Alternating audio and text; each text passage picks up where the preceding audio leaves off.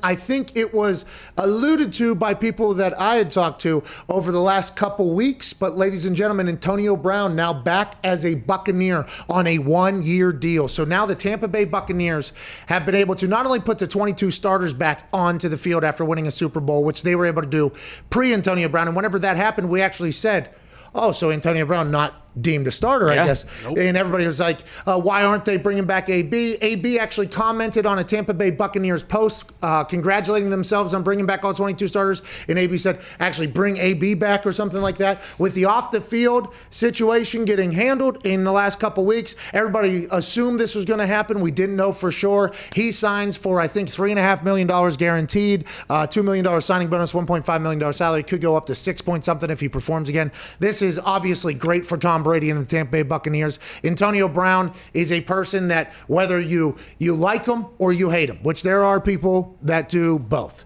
As somebody who had him shake the shit out of me in the middle of Heinz Field on a punt return and has had former teammates and friends that have been teammates of his and coaches that have coached him, everybody says the same thing. The guy is dynamic. He works his ass off, and literally he is a non-stop competitive machine. Now, we obviously all saw him potentially hit rock bottom, whether it was mental health or whatever else was going on in his life over the past couple of years with the whole situation, leaving Pittsburgh, going to the Raiders, leaving the Raiders in a very, very loud fashion, which a lot of people, some people did not like, going to the Patriots, ending up leaving the Patriots, accusations, lawsuits, everything like that. That is all behind Antonio Brown now, it feels like. Last year was a success for him down in Tampa. Now that everything off the field has been completely handled for him, I feel like there's a lot of people that are very pumped for Antonio Brown's kind of second chapter in the NFL here. And I think if I'm Tom Brady, I got to think to myself,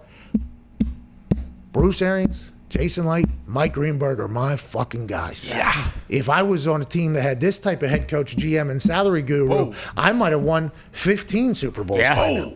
Because if you're staring down that Tampa Bay Buccaneers team and you saw how good they got late, and you listened to our conversation with Clyde Christensen, who's been in the NFL forever, who is coaching in Tampa Bay, had coached in Indianapolis along Peyton Manning, obviously, Andrew Luck. Now he's down in Tampa with Tom Brady and that entire coaching staff. He said at the end, Super Bowl week, he said, I wish we had like 8 more weeks, right? Like we're just starting to get it. Like we're just starting to understand the offense. And it was very obvious in the playoffs. It wasn't just the offense that was starting to click. And after that bye week that they had where they changed some things, and I think Tom kind of, had a little bit more assertion on what he wanted to do. And I think he and Bruce came together on that, which is a smart move by everybody. But they feel like they're only going to get better and better. In the defensive side of the ball, in the playoffs, they became a defense that everybody was like, oh, goddamn, those boys are flying around. All coordinators are back. Bowles is back. BA's back. Leftwich, Byron Leftwich is back. The Goodies back. Everybody is back. Coach A.Q. Shipley's back. Yeah. Everybody's back again. And you have to assume that Tom Brady ain't going to let anybody get complacent. Tom Brady's not going to be like, oh, we won, let's have the Super Bowl hangover. Now, I'm not saying that he's not the only quarterback that would do that, okay? I don't think that's the case. But I think Tom Brady at this point, he's about collecting rings. So BA's already said, oh, I'm going to beat shit out of them whenever they get back to training camp or whatever. I don't think there's going to be any complacency. I think you got a lot of pros down there. I think there's a chance we see a real run out of this Tampa Bay Buccaneers team, especially in the NFC South that has become a bit of a question mark now that old Drew Brees is gone and also 10 other players from the Saints had to be cut because of the salary cap issue. What's going on in Atlanta? Literally nobody knows. Nope. Nobody has a clue. Carolina, they got Darnold, but do they? So it feels like what Tom Brady did in the AFC East, he's about to potentially do in the NFC South. And how long is that going to be for? And how long will they be able to keep all of their talent? I don't know how the fuck they signed Gronk. Nope. Yeah. Mike Evans, Chris Godwin, Gronkowski, Fournette, Antonio Brown, Tom Brady, O.J. Howard, Cameron Brate, Giovanni Bernard. Yeah. Ronald Jones, Giovanni Bernard. Okay, that's skill positions.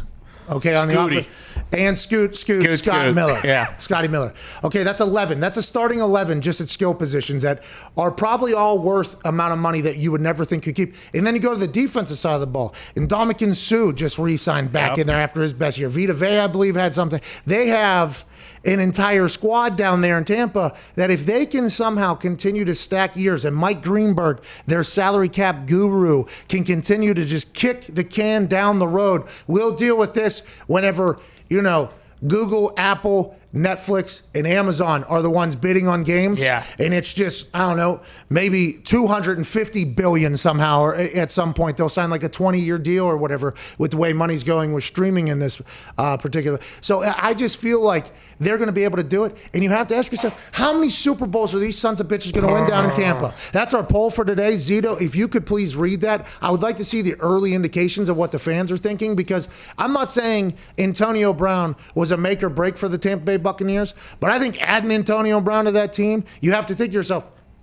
these motherfuckers are going to do it again. Oh, yeah. They're going to do it doesn't again. hurt. Last year, COVID protocol, couldn't even be in the same locker room with each other. They didn't know each other. You couldn't eat together. You couldn't really have anything. Tom Brady went in there, and Peyton Manning told us that on our Super Bowl Spectacular. He said that what Tom has been able to accomplish is very impressive, especially, or more impressive than anything I've ever done. Without the ability to hang around people, without the ability to build the team chemistry or anything like that. They went to the high school, I guess, but still, it kind of, no preseason games, no nothing. Now they have an entire season behind them. They've been through their lumps. They've experienced things together. They're back on it. You have to think that they're going to win at least another one down there in Tampa over the next couple of years.